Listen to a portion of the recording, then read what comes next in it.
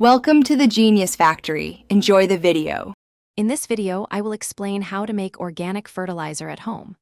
First, let's explore why creating your own fertilizer is so beneficial for your plants and the environment. You'll discover how simple it is to gather everyday items like kitchen scraps and yard waste. We'll also cover the key nutrients your garden needs, ensuring your homemade blend provides optimal nourishment for vibrant, thriving plants. Now, let's dive into the basics of composting.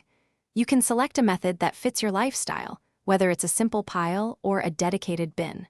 Remember to layer your materials, aiming for a good balance of green, nitrogen-rich items and brown, carbon-rich ones, perhaps a 1-to-2 ratio. Regular turning and keeping the pile moist, but not soggy, will help speed up the decomposition process significantly. Beyond solid compost, you can also make fantastic liquid fertilizer. Simply steep materials like comfrey leaves or even certain kitchen scraps in water for a few days.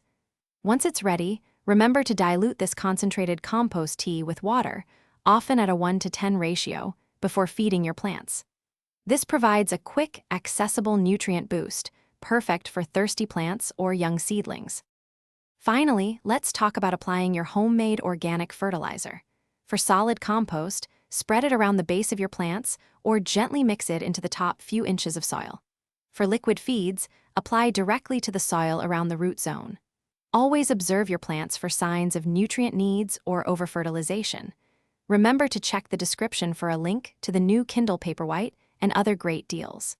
Consistent care will lead to a thriving, healthy garden. Thanks for watching. If you found this helpful, don't forget to like and subscribe.